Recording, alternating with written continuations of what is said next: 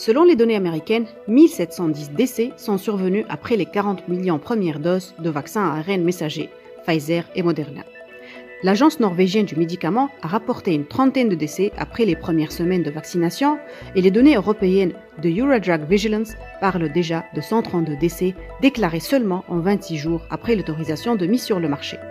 Est-ce que ces décès sont secondaires au vaccin contre le Covid ? Quel est le vrai du faux de cette histoire ? Nous allons voir dans cette vidéo les données scientifiques que nous avons jusque-là.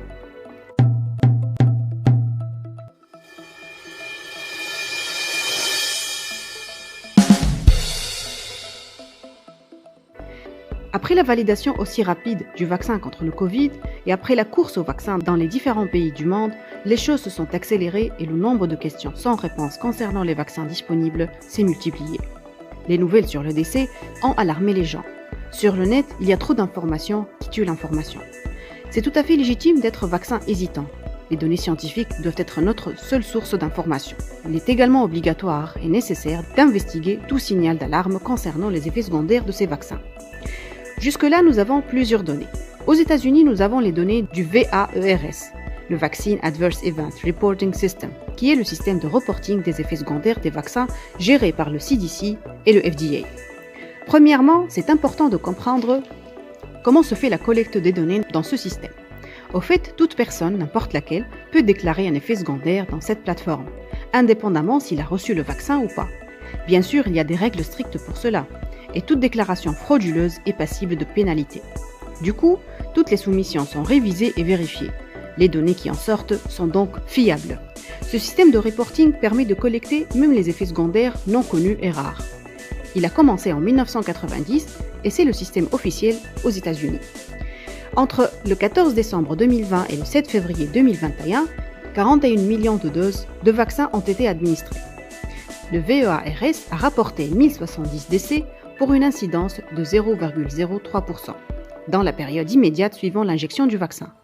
Il faut savoir que ces données ne concernent que le vaccin de Pfizer et de Moderna, seuls autorisés aux États-Unis dans cette période. Les médecins du CDC et du FDA ont revu les dossiers de chaque décès. Le CDC est allé vers tous les dossiers médicaux pour analyser ces décès. On sait qu'aux États-Unis et dans le monde, les premières personnes vaccinées sont les personnes âgées et les personnes qui ont des risques avec des maladies et des comorbidités. Donc c'est fréquent de trouver des dossiers médicaux pour ces personnes-là. Les médecins ont aussi regardé les rapports d'autopsie, qui sont les rapports les plus précis pour expliquer la cause de décès. Les résultats d'analyse de ces cas n'ont pas montré de lien de causalité directe entre le décès et le vaccin. L'incidence de décès n'est pas particulièrement élevée, puisque dans le cycle naturel de la vie, si on prend des personnes âgées, dont certaines ont des comorbidités, on va perdre en moyenne 0,05% de façon naturelle, toutes causes confondues. La conclusion est que ces personnes nous auraient quittés de toute façon, avec ou sans le vaccin. Le CDC et le FDA travaillent toujours dessus, et le suivi est encore régulier, surtout avec l'augmentation du nombre de personnes vaccinées de jour en jour. D'ailleurs, ils ont déclaré que ces vaccins sont en train de subir le monitoring d'effets secondaires le plus intensif dans l'histoire des vaccins. En Europe, nous avons aussi des données. En Angleterre, ils ont le système du Yellow Card. En France, l'Agence nationale de sécurité de médicaments, etc.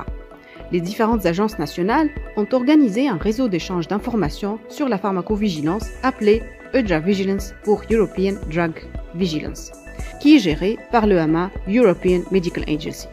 Par exemple, en Angleterre, le rapport qui est publié sur le site web du gouvernement anglais ici, ils disent que le nombre et le type d'effets secondaires sont similaires aux autres vaccins. La Medicines Healthcare Regulatory Authority a rapporté 143 décès avec le vaccin de Pfizer et 90 décès avec le vaccin d'Oxford, le vaccin de Pfizer étant autorisé en Angleterre avant le vaccin d'Oxford AstraZeneca. À noter qu'ici, nous n'avons pas de pourcentage comme pour les chiffres américains, mais le nombre rejoint le nombre de décès naturels observés habituellement dans ce genre de population. Il y a aussi le deuxième problème des réactions allergiques, appelé autrement anaphylaxie. Ce problème inquiète beaucoup de monde. La revue JAMA vient de publier le rapport du CDC concernant la survenue de réactions allergiques sévères. Ce sujet a attiré l'attention du CDC suite à 2 cas rapportés en Angleterre de réactions allergiques sévères en décembre. Le rapport concerne 9 millions de doses du vaccin de Pfizer et 7 millions de doses du vaccin de Moderna. Il a montré que l'incidence des réactions allergiques était de l'ordre de 4,7 cas par million de doses pour le vaccin de Pfizer et de 2,5 cas par million de doses pour le vaccin de Moderna. Cette incidence est un peu plus élevée que celle observée avec le vaccin de la grippe qui est de l'ordre de 1,6 cas par million de doses. Mais ce genre d'incidence reste extrêmement rare. À mon humble avis, les données que nous avons jusque-là sont fiables et sont rassurantes.